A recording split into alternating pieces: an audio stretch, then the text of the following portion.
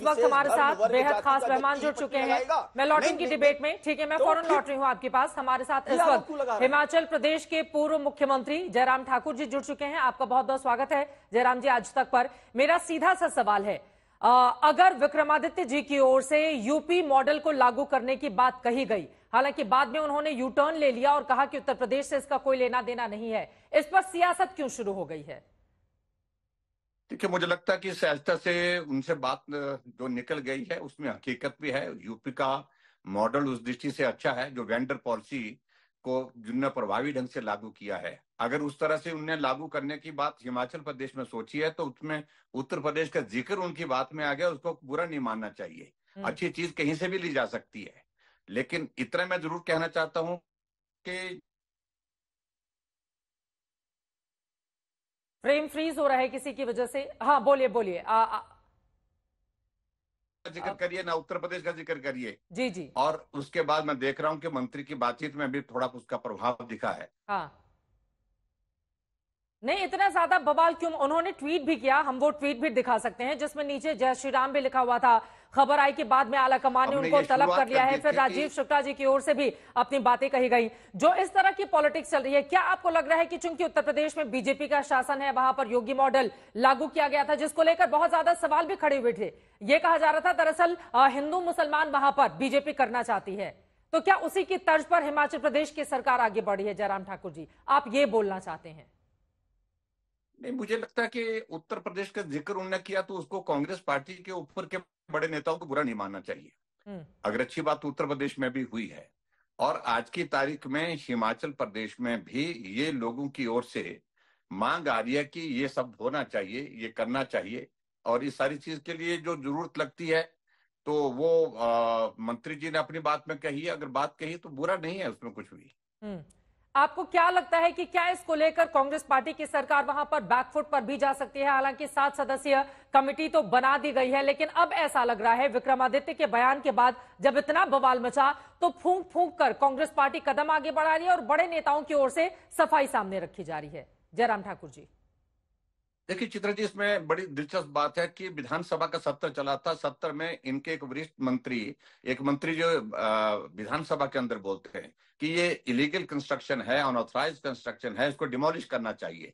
और उन्हें आगे बढ़ करके भी बात कही कि बहुत सारे लोग, ऐसा लगता है कि यहाँ के रहने वाले ने, हो सकता है वो बांग्लादेशी हैं और उनका वेरिफिकेशन होना चाहिए। लेकिन ऊपर से ऐसा दबाव डाल दिया कांग्रेस पार्टी ने और कहा कि इसको बर्खास्त करो, इस मंत्री को मंत्रिमंडल से हटा दिया जाए। और दूसरे दिन के बाद मंत्री के ऊपर इस कदर दबाव आ गया कि वो अपने बयान से बच करके निकलने की कोशिश करते रहे। और वही स्थिति विक्रमादित्य जी की है, जो पिछले कल उन्होंने बयान दिया और उस बयान के मुताबिक जो उन्होंने बात कही, हकीकत है कि जरूरत इस बात की है कि वेंडर पॉलिसी को प्रभावी ढंग से लागू करने की आवश्यकता है।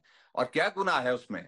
अगर किसी की जांच या किसी की पहचान को हमने जाहिर करने के लिए बोल दिया कि आप अपने काम करिए, लेकिन उसके बावजूद आपका नाम, पता, एड्रेस जो है वहां पर होना चाहिए, तो मुझे नहीं लगता कोई गलत बात कही। लेकिन ऊपर से दबाव इस तरह का आ गया और विक्रमादित्य जी को भी बोल दिया कि भाई आपने जो बोला है उसके लिए आप माफी मांगो, नहीं तो मंत्रिमंडल से निकाल देंगे। ऐसी ऐसी बातें हम सुन रहे हैं।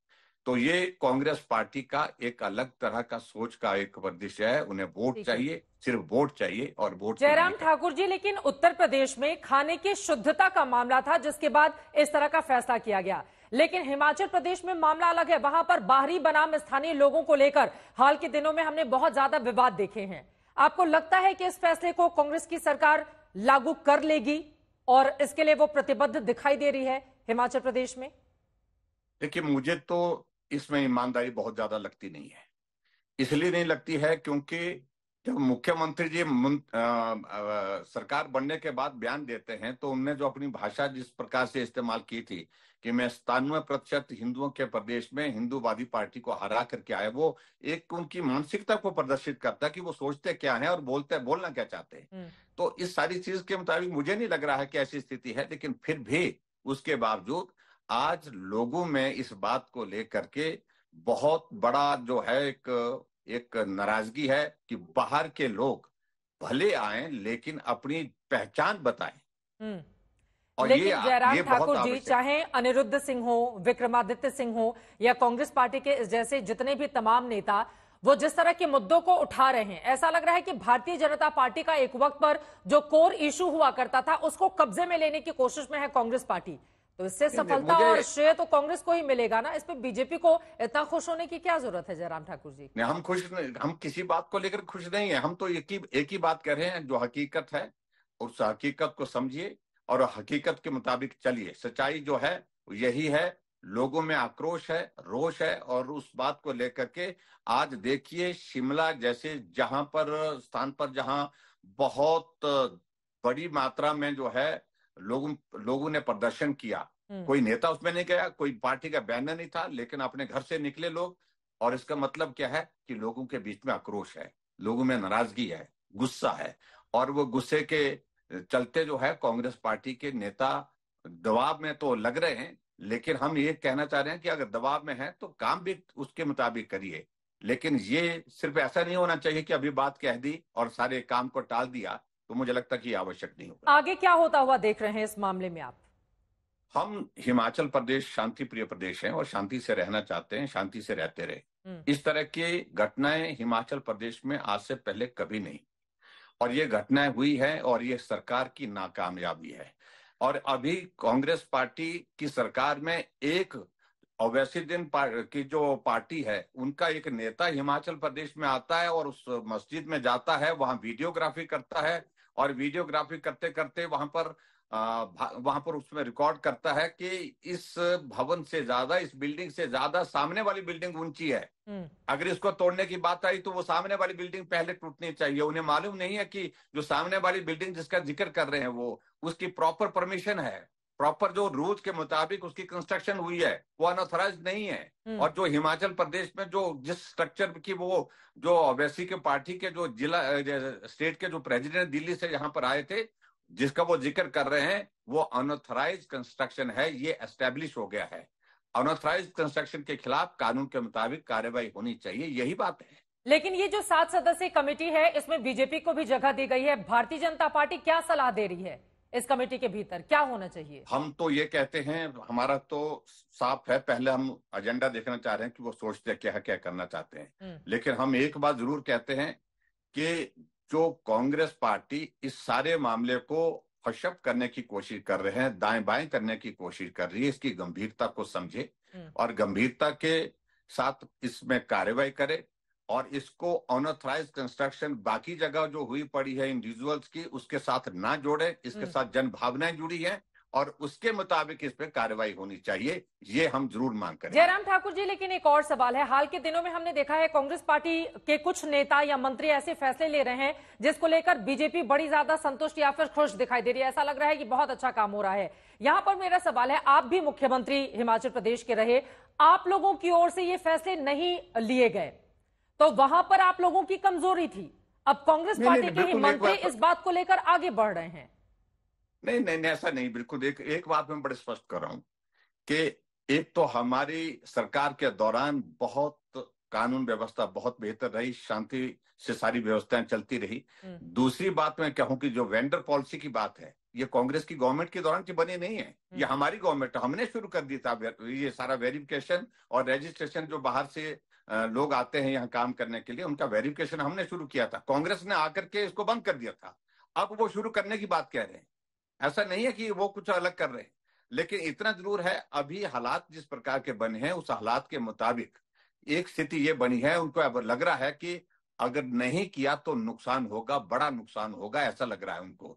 और इस बात को लेकर के फिर अब वो कोशिश कर रहे हैं कि अब हम कुछ करेक्शन कर लें और इसी सारी चीज को लेकर के वो लीपापोती करने की कोशिश कर रहे हैं। लेकिन मैं ये भी कह रहा हूं चित्रा जी, बिल्कुल ईमानदारी अभी भी कांग्रेस की तरफ से नहीं है, सरकार की तरफ से बिल्कुल नहीं है, ये बात बड़ी स्पष्ट है। चलिए, बहुत धन्यवाद आपका आज तक से जुड़ने के लिए, इस महत्वपूर्ण विषय पर बातचीत करने के लिए। जयराम ठाकुर, पूर्व मुख्यमंत्री हिमाचल प्रदेश के, उनका ये कहना है कि कांग्रेस पार्टी के भीतर से ये जो आवाज उठ रही है उसमें स्पष्टता की कमी है और ईमानदारी की भी कमी दिखाई देती है। मुझे लगता है कि इस पर पहले प्रतिक्रिया अजय वर्मा जी आपकी ले लूं, उसके बाद बाकी मेहमानों के पास जाऊंगी।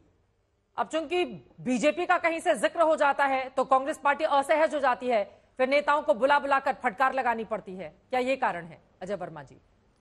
देखिए, मैं देश की सबसे योग्य एंकर्स के सामने से एक बड़ी जिम्मेदारी से कह रहा हूं कि जयराम जी पूर्व मुख्यमंत्री हैं, मुख्यमंत्री पद ही बड़ा सम्मानित होता है। 15 बार उन्होंने 12 मिनट के इंटरव्यू में 15 बार कांग्रेस का नाम लिया, कांग्रेस कांग्रेस कांग्रेस कांग्रेस। तो इसका मतलब ये है कि अंदर से बहुत बेचैन है और घबराए हुए लोग हैं। क्योंकि हालांकि हिमाचल में ना कोई चुनाव है, लोकसभा भी हो गए, विधानसभा भी हो गए, बाय इलेक्शन भी हो गए, लेकिन मैं ये बताना चाहता हूं कि ये एजेंडा केवल उत्तर प्रदेश के बाया 10 इलेक्शंस और हरियाणा और जम्मू कश्मीर में जो चुनाव हो रहे हैं, ये केवल उस चुनाव को प्रभावित, हालांकि होंगे नहीं, वोटर बहुत समझदार है, उस चुनाव को प्रभावित करने के लिए वोट की राजनीति हिंदू मुस्लिम के एजेंडे को बनाना चाहते हैं और उसका एंगल दूसरी तरफ मोड़ना चाहते हैं और उसमें चाहते हैं कि कांग्रेस को बदनाम करें किसी भी तरह से। दाम दाम दंड जितने भी लगा सकते हैं वो सारे करना चाहती है बीजेपी कांग्रेस पार्टी को, वो आरोप लगा रहे हैं।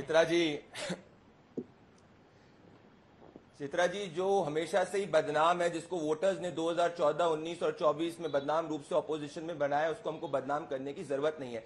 मैंने क्यों बात करी थी कर्नाटका की, विक्रमादित्य सिंह को इसीलिए तलब किया गया क्योंकि उन्होंने जो मुद्दा उठाया वो लार्जर हिंदू कम्युनिटी की भूमि हिमाचल प्रदेश से जुड़ा हुआ है और मस्जिद से और ग्राउंड से जुड़ा हुआ है। मुझे बताइए कर्नाटका के अंदर जब इनने लैंप पोस्ट हनुमान जी के वहां से हटाया था, हनुमान जी के देव स्थल से हटाया था, तब तो खरगे जी ने तलब नहीं किया। क्यों यहां पे तलब किया गया? क्योंकि इनको इनकी वोट बैंक की चिंता है। अब मैं लॉ की बात करना चाहता हूं चित्रा जी।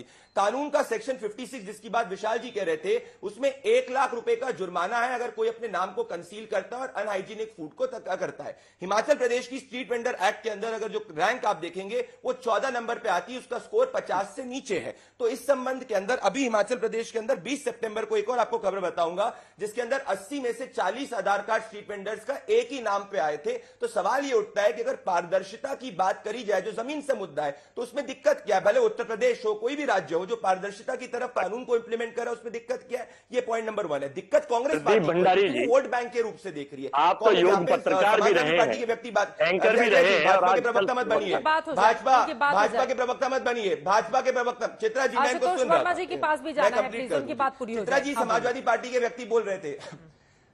चित्रा जी, आशुतोष जी ये कह रहे थे कि सुप्रीम कोर्ट ने फटकार लगाई, वो पूरा ऑर्डर पढ़िए। सुप्रीम कोर्ट ने ये कहा है कि भाई स्टेट गवर्नमेंट अपना लॉ ला सकता है और स्ट्रीट वेंडर एक्ट के हिसाब से इंप्लीमेंट कर सकता है, परंतु उस वक्त इन्होंने अपोजिशन किया। ये हर चीज में हिंदू मुसलमान देखते हैं, तो आतंकवादी तक को छुड़वा देते बनारस बास केस के अंदर, अयोध्या बास केस के अंदर, क्योंकि इनके वोट बैंक को इश्यू है। हम हिंदू मुसलमान की बात नहीं कर रहे, हम सिर्फ बात कर रहे हैं जो न्यायपूर्वक है। जैसे अगर मैं आपके अटल बिहारी की सरकार में आतंकवादी को किसने छुड़ाया था पंजाब में ले जाकर, जानना चाहेगा कि बोलने दे। ठीक है आशुतोष वर्मा जी।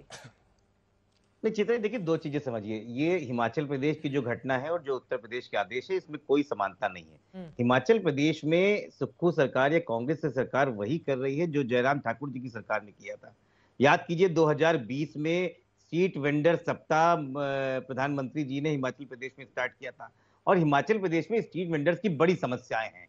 भारतीय जनता पार्टी उनको सुलझा नहीं पाई, कांग्रेस की सरकार सुलझा रही है। तो अब तकलीफ आपको भी दिखी, कितनी बार परेशान थे जयराम ठाकुर जी कि मुझसे हो नहीं पा रहा है और ये सरकार जो है वो तुरंत इसको सुलझाए दे रही है।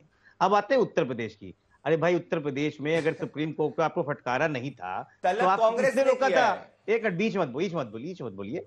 जब आपको फटकार नहीं लगाई थी तो आपको किसने रोका था? आप नियम बना लेते।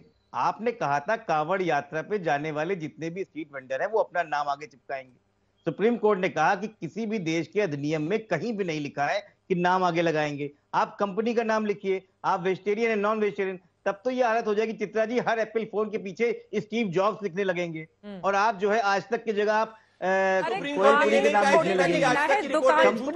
देखिए अगर हम एप्पल कौन बनाता है, क्या ये छिपी हुई बात है? क्या ये छिपी हुई बात है आशुतोष वर्मा जी? मुझे ऐसा लगता है, एक सेकेंड, हमें इस तरह का माहौल अपने देश में बनाना होगा कि कोई भी अपनी नाम या पहचान छिपाने में उसको हिचक नहीं हो। नाम बताने में क्या दिक्कत है? बिल्कुल कोई दिक्कत नहीं है, लेकिन आप उसको बीच में नहीं कर सकते। जैसे कि उन्होंने कहा, एक मिनट राजा जी, एक मिनट। जैसे मैंने कहा कि जैसे इन्होंने बोला अल कबीर का जो मालिक है उनका नाम सतीश सबरवाल है। ये पब्लिक डोमेन में है, लेकिन वो बिजनेस अल कबीर से करता है, करने दीजिए। लेकिन अगर मान लीजिए वाहिद बिरयानी जो है वो वाहिद बिरयानी के नाम से है तो वाहिद का नाम लिख रहा है, कोई दिक्कत नहीं है। जरूरी है कि मोहम्मद वाहिद लिखे? देखिए पर ये नाम तो आप डिक्लेयर होना जबरदस्ती चाहिए नहीं ना कर चित्रा सकते। जी। ठीक है, अपनी दुकान का नाम कौन क्या लिखता है ये एक अलहदा विषय हो सकता है, लेकिन दुकान किसकी है, उसके पास क्या उस तरह का लाइसेंस है या फिर नहीं है, इसको लेकर लंबे समय से बहस चलती हुई चली आ रही है। आगे भी नए सिरे से ये बहस जारी रहेगी। लेकिन कुल मिलाकर उत्तर प्रदेश की तरह मॉडल अगर हिमाचल प्रदेश में आता है तो कांग्रेस पार्टी के भीतर कलह इसको लेकर जरूर मच जाती है, जिसको लेकर लगातार दंगल में हम चर्चा कर रहे थे। पक्ष विपक्ष के तमाम मेहमानों का एक दूसरे पर इसी तरह के आरोप भी हैं। अब आगे क्या होगा हिमाचल प्रदेश में, इस पर रहेगी आज तक की नजर।